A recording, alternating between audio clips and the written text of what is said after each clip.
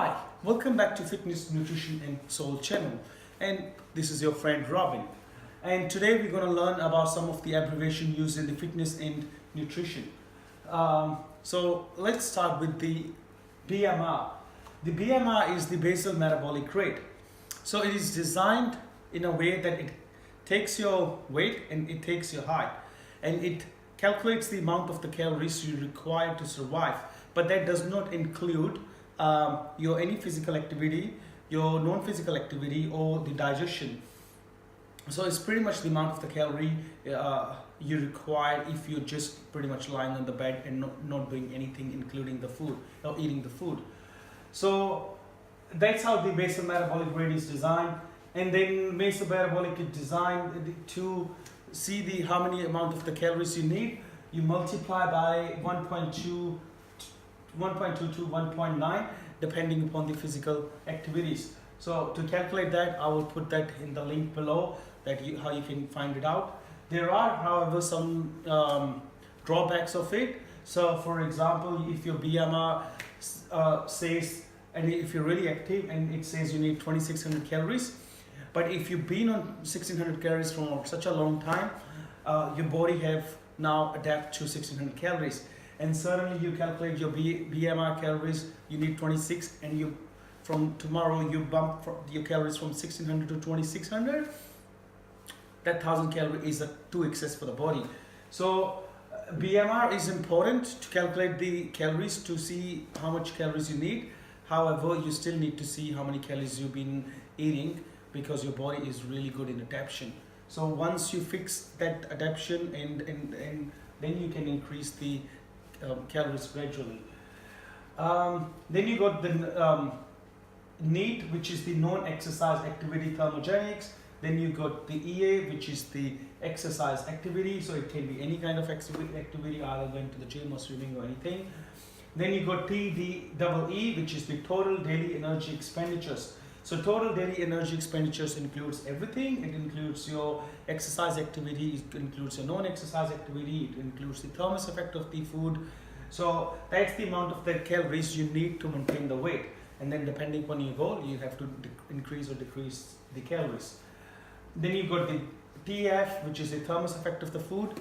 So every time when we eat or drink, the body digests and absorbs that nutrients. So approximately it works out around 10% of your calories goes to the other 10% of the calories you consume. It goes towards the thermos effect of the food. And protein is the most thermic effect of the food, and the fat is the least. So the protein is around 15% and the fat is around 5%. Alrighty, so ER pretty much is the estimated energy requirement to for your all daily activities. And next one is the physical activity level. So that physical activity level can include from being sedentary, from moderate active or very active, or athlete, or walking or whatever. So that includes all in the physical activity level. And that's how the 1.2 to 1.9 is actually multiplied by the physical activity level. Then you got your CNS, which is the central nervous system. It's really used in the powerlifting, because central nervous system get really exhausted when you feel when you're lifting really heavy weight, especially with the low reps. Then you got the RHR, which is the resting heart rate. Then you got the MHR, which is the maximum heart rate. So generally the formula, if I can remember on top of my head, it's the 220 minus your age should be your maximum heart rate. And for the fat burning zone, around 65% to 75% of your maximum heart rate should be the zone that you should do the cardio for the fat loss. Then you got the BMI, which is the body mass index. That is actually designed according to your height and according to your weight. Yeah. So then you got DOMS, which is the delayed onset muscle soreness. So delayed onset muscle soreness is like you go to the gym today and then next day you might feel alright, but then the muscle soreness comes generally the day after. That's called the delayed onset muscle soreness. And then you got the EPOC, which is the exercise post oxygen consumption. especially if you're doing the high intensity interval training. Your as it says, exercise causes oxygen consumption increase after the exercise, and you actually it will boost your metabolism, and you're gonna burn more calories. HIIT is the high intensity interval training, which includes like sprints, anything which is like journey lasts for 30 seconds, or anything from 10 seconds to up to a minute. LISS is the low intensity steady state, so such as walking on the treadmill for 30 minutes or 40 minutes. That's kind of the low intensity steady state. ROM is the range of motion. So for example, when you're doing the bench press or whatever, that range of motion is called ROM, which is the range of motion. The next one is the TUT, which is the time under tension. So take an example of bench press again. So TUT, for example, if you're doing that, it's a time under the tension. So some people might do the bench press in 5 seconds, some people might do it in 10 seconds. But the more you got the muscle under tension, the better the growth muscle is gonna be.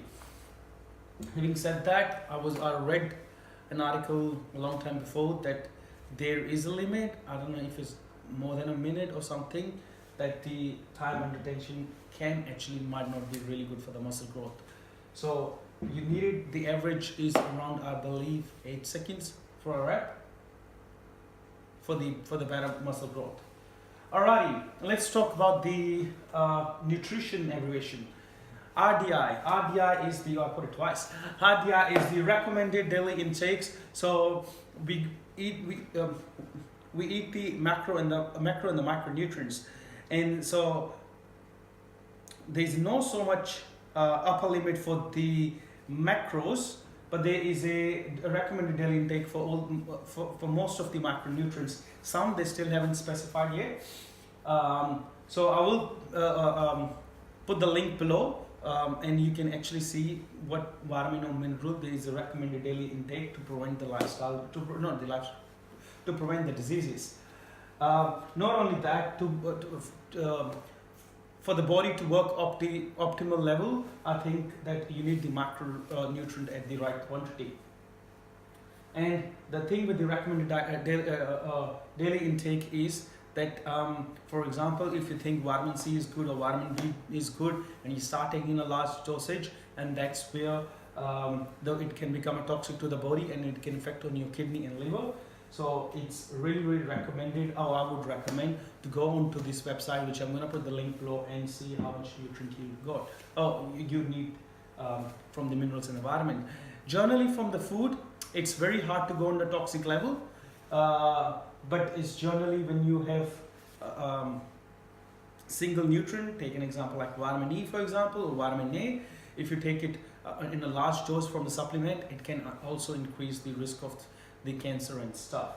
So take supplements according to your goal, according to what's required, but please be careful with the quantity. Next one, branched amino acids. Branched amino acid is leucine, isoleucine, and valine. Most of the bodybuilders take it during the workout to prevent the muscle damage. Then you got the EFA, which is essential fatty acids. So essential fatty acids are the one that body needs to make the hormones for the skin, for the hair, for the brain. So a body cannot perform properly without essential fatty acids. Then you got the IF, which is the intermittent fasting. So intermittent fasting is many types of fasting out there. Some people do 16 hours of fasting and then eat in 8 hours. Some people do for 24 hours. Some people they will eat normal for 5 days, and then they will go 2 days fasting. There's so many different types of fasting out there. Then you got the IFYM, which if it fits your macro, and for example, if you need 200 grams of carbs, 200 grams of protein, and 100 grams of fat, and you can eat anything, and if it fits your macro, then you can eat it. However, there's still drawbacks of that, according to me, because it doesn't consider the macronutrients, it doesn't consider how it affects on the physiology of the body. So for instance, take an example, if you just logically think about it. If you're taking, if you need 200 grams of carbs, you're gonna take 200 grams from complex grains, oats and stuff, vegetables, fruits, and things like that. And but if it fits a macro, you can take 200 grams from the processed food like ice cream and potatoes and chips and all that kind of stuff. How it's gonna impact on the body? That's what you need. Maybe on the weight scale, you might not gonna gain the weight, or depending on what you're eating. But how it's affecting your inner health is the question, and that's why I know much kind of if it fits a macro. Alrighty, the next one is the MCT, which is the medium chain triglycerides. So that's found generally in the coconut oil. So most of the fat is the long chain, which include around 18 to 24 carbons. But I think medium chain, if I can remember on top of my head, it's around 6 to 12. So every time when we eat the fat, it goes through your small intestine, and then it goes through the capillary, through the lymphatic system to the liver. And I think with the medium chain triglycerides, it doesn't have to go through the capillaries; it can go straight to the liver. So professional bodybuilders, they've always been in the habit of eating that because it's a quick source of energy. It provides the energy straight away, as it's a quick way to release the energy due to the less metabolic pathway. Then you got the PED, which is the performance enhancing drugs, which is the steroids. Then you got PWO, which is the pre and the post workout. Then you got the RDI, which I put it twice again, and then you got the EAR. EAR is the estimated average recommended. So the way it works is that the estimated average recommended is designed to meet the 50% of the population nutrient requirement. And then according to the EAR, they design the recommended daily intake, which try to meet the 98% of the population. And then you got the AI, which is the adequate intake. So that one could be that, for example, take if you're an athlete, your requirement would be even more. So that for that people, it comes the adequate intake, and especially for the infants as well. So that's it, guys. I hope this video helped you, because when I was into the gym and stuff, which I'm still, I couldn't able to understand all these abbreviations, so I just thought to make a video so that people can get more idea how it works. And I will put a lot of links underneath, so that if you guys want more information, you can have access to that. And if you have any more information, please put it on a comment and I will help you. And and the last thing, if you haven't subscribed to my channel, please do it now. And as I promised before, you will never regret, because every single week you're gonna come with a lot of knowledge and information, and guess what, it's always gonna be free. So thanks, guys, thanks for watching my channel, and I will see you next time. Thanks.